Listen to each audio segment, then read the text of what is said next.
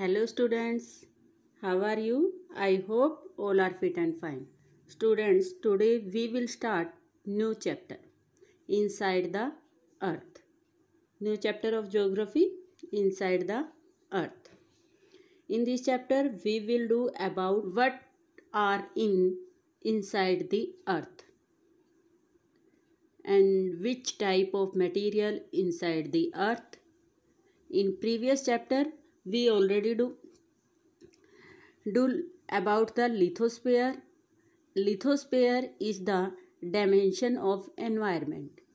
It is a part of environment, and today we will study about the lithosphere in deeply. We have studied environment and its dimension in the previous chapter. हमने last chapter में क्या किया था? Environment के बारे में study किया है और उसके डायमेंशन के बारे में किया है. In this chapter we are going to study about the lithosphere which is most important component of our environment. इस चैप्टर में हम क्या स्टडी करेंगे?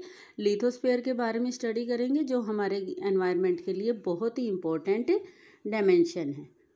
द सॉलिड आउटर क्रस्ट, जो क्रस्ट है सॉलिड पार्ट होता है बाहर की side. Crust of rocks forming surface of the earth is called the lithosphere. जो एनवायरनमेंट में क्या होता है? अर्थ का ऊपरी भाग होता है, ठीक है, अपर पार्ट होता है और आउटर पार्ट होता है, ठीक है. तो सोइल का outer part we can say it crust. Outer part of the lithosphere, outer part of the earth we called it crust, ठीक है. And all of these we called lithosphere.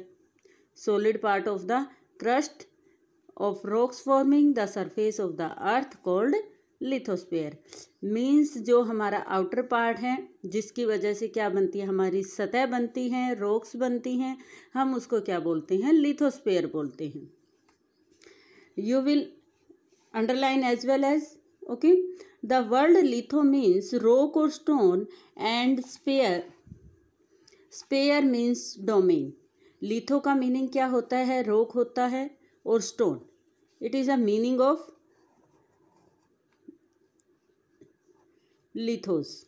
And sphere means domain, यानी कि जो area है, ठीक है. The term lithosphere thus can be described as rock sphere. तो lithosphere को हम कैसे डिस्क्राइब कर सकते हैं? एक रॉक स्पेयर की तरह, यानी कि जो रॉक्स होती हैं, हमारी चट्टानें होती हैं, उनके लिए जो स्पेयर होता है. Lithosphere has average thickness about the 100 kilometre. The average thickness is more in the continents as compare to the oceans. तो इसमें क्या है? द एवरेज जो थिकनेस है, उसकी मोटाई है, वो कितनी रहेगी? अप्रोक्सीमेट कितनी रहती है? 100 किलोमीटर रहती है, ठीक है. एवरेज थिकनेस है वो ज़्यादा होती है कि किसकी? लिथोस्फीयर की. कहाँ पर ज़्यादा होती है? कॉन्टिनेंट्स पर, ठीक है. कॉन्टिनेंट्स पे थिकनेस ज़्यादा होती है कंपेयर टू ओशियन. ओशियन की बजाय, ओशियन की तुलना में कॉन्टिनेंट्स पर जो थिकनेस है वो ज़्यादा होती है. We live on this hard outer shell on the earth. जो अर्थ की ये आउटर शेल है, आउटर लेयर है, जिसको हम क्रस्ट बोलते हैं, हम सभी यहाँ पर रहते हैं. Got it? All visible landform which include mountain, plateau, plains, etc. are parts of lithosphere. Lithosphere is very important to human beings. People not only build their houses on it, most of the food supply also come from this sphere. For a better understanding of this outer shell of the earth, one has to know some facts about the internal structure of the earth.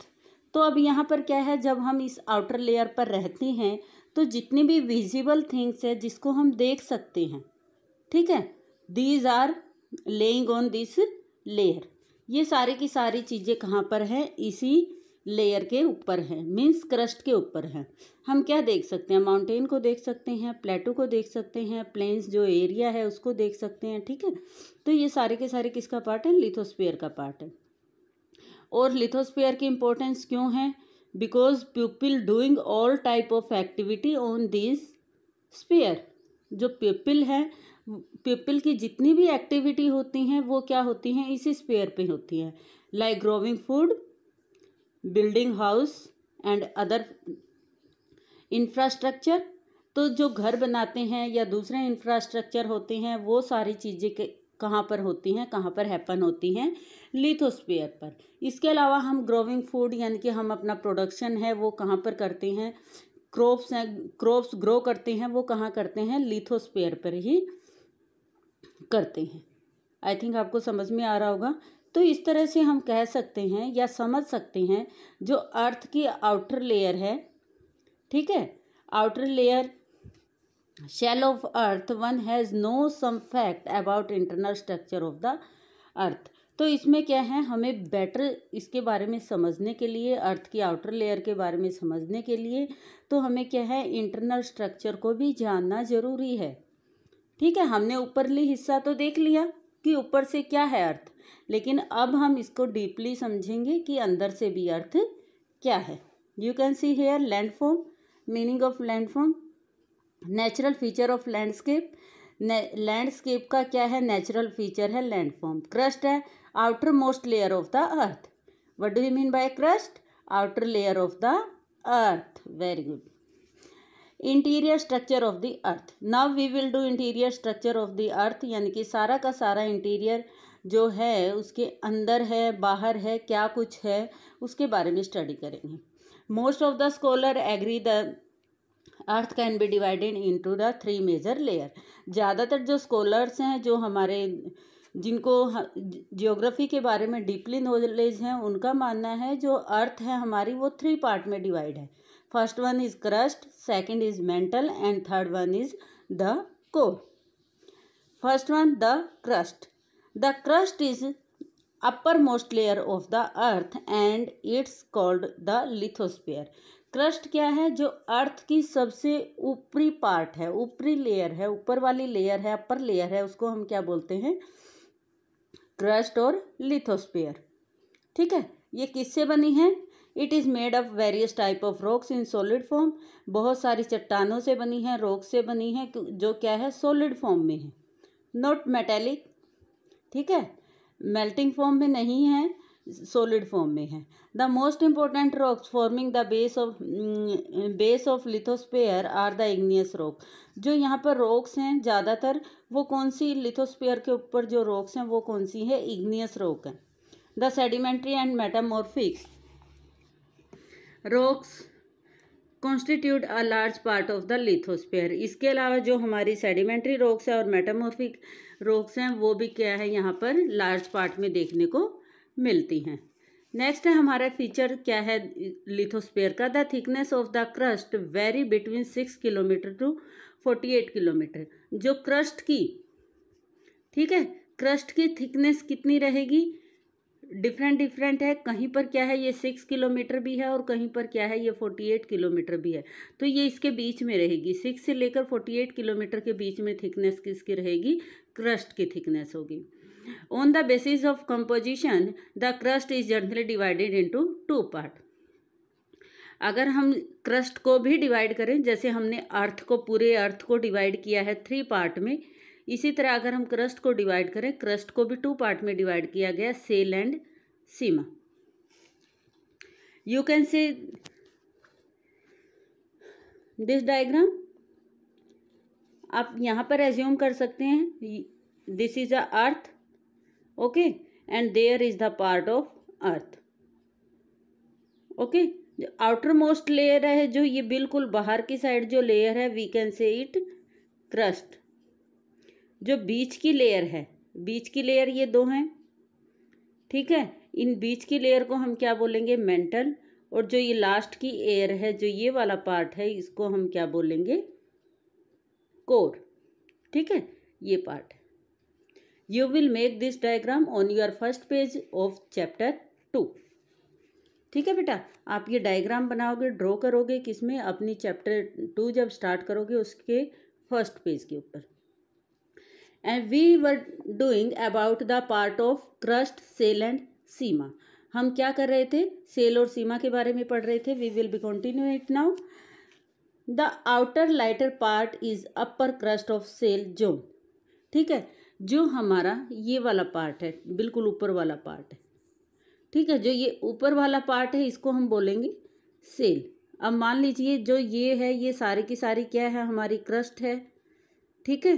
तो इसमें जो ये वाला part है, बिल्कुल ऊपर वाला upper part है, इसको हम क्या बोलेंगे, सेल। और यहाँ पर क्या क्या चीज़ें हैं, silicon and aluminium are two most important constituent elements of the outer part of the crust. तो यहाँ पर जो एलिमेंट्स हैं वो कौन से रहेंगे ज़्यादा, इसमें सिलिकॉन और एल्यूमिनियम, ठीक है। ये ज़्यादा एलिमेंट्स यहाँ पर हमें मिलते हैं। It is due to dominance of these two minerals is upper part of the crust that is called sial. तो इन्हीं पार्ट की वजह से इसको हम क्या बोलेंगे, सिलिकॉन और एल्युमिनियम की मात्रा की वजह से, इसकी प्रेजेंस की वजह से इसको हम क्या बोलते हैं, सेल। सिलिकॉन एल्युमिनियम, ठीक है ना। आप यहाँ से भी देख सकते हैं कि सिलिकॉन और एल्युमिनियम इन दोनों की वजह से इसका नाम क्या है, sial. You can learn easily now. Next हमारी पार्ट आती है सीमा, ठीक है। सीमा करेंगे। Sima is the lower layer of sial. Sial के नीचे वाली जो लेयर होती है, अब आप देखोगे यहाँ पर अलग सी हैं, वहाँ पे तो इकट्ठा था सारा। अगर हम यहाँ की बात करें, these are the part of crust, ये क्रस्ट का पार्ट है, ठीक है। जो ऊपर लेयर है, ठीक है, इसको हम सेल बोलते हैं। और सेल के नीचे वाला जो पार्ट होता है, ठीक है, उसको क्या बोलते हैं, सीमा बोलते हैं। The lower part of the crust is Seema. It is made up of silicon and magnesium. अब देखोगे सिलिकॉन Si, मैग्नीशियम Ma, ठीक है। You learn it easily with this trick, SiMa, सीमा, ठीक है। यहाँ पर क्या ज़्यादा मिलेगा, सिलिकॉन और मैग्नीशियम से ये ज़्यादा बनती है। यहाँ पर मटेरियल 2 टाइप के मिलेंगे। The average thickness of zone, जो थिकनेस है इसकी, जो हमारी ये मोटाई रहेगी वो कितनी रहेगी, approximate 40 kilometre. Got it. Now we will do about the second layer of the earth, the mantle. Mantle is a second layer of the earth, second part of the earth. अभी हमने किया है, क्रस्ट के बारे में किया है। Crust is divide into 2 part, sial and sima. Sial किस किस से बनी है, सिलिकॉन से और एल्युमिनियम से बनी है। It is the outer part of the lithosphere. Seema is the lower part of the lithosphere. It made with the silicon and magnesium. Okay, जो इसकी आपने देखी है, जो थिकनेस रहती है, सीमा की थिकनेस आपने की है, वो कितनी की है, approximate about 40 kilometre. Now we will do about the mantle. It is a second layer of the earth. The mantle is the intermediate layer between the crust and the core, ठीक है। अभी हमने ये सेकंड लेयर है, हमने total कितनी की है, 3 लेयर की हैं, ठीक है। फर्स्ट क्रस्ट है, ठीक, सेकंड क्या है, मेंटल, और थर्ड क्या है, कोर। तो अब ये बीच की लेयर होगी, इन दोनों के बीच की, ठीक है। क्रस्ट और कोर के बीच की जो लेयर है उसको क्या बोलते हैं, mental layer. Okay. The core has an average thickness of the 2900 kilometre. जो इसकी थिकनेस है वो कितनी रहेगी, 2900 किलोमीटर रहेगी।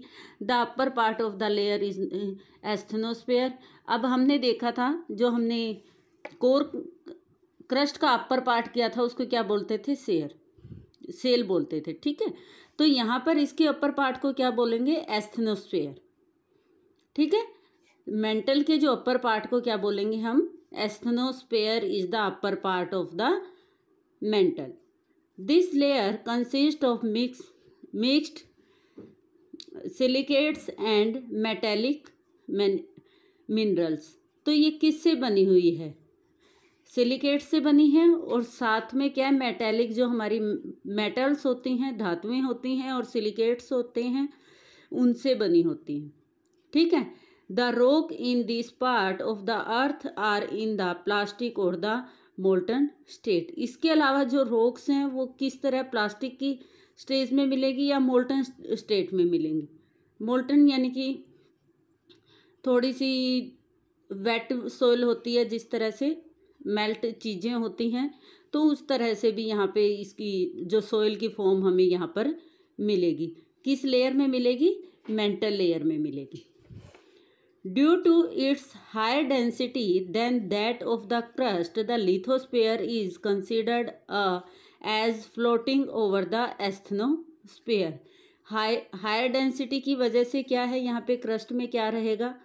ठीक है, जो क्रस्ट के अंदर लिथोस्फीयर का जो पार्ट है वो फ्लोटिंग में मिलेगा।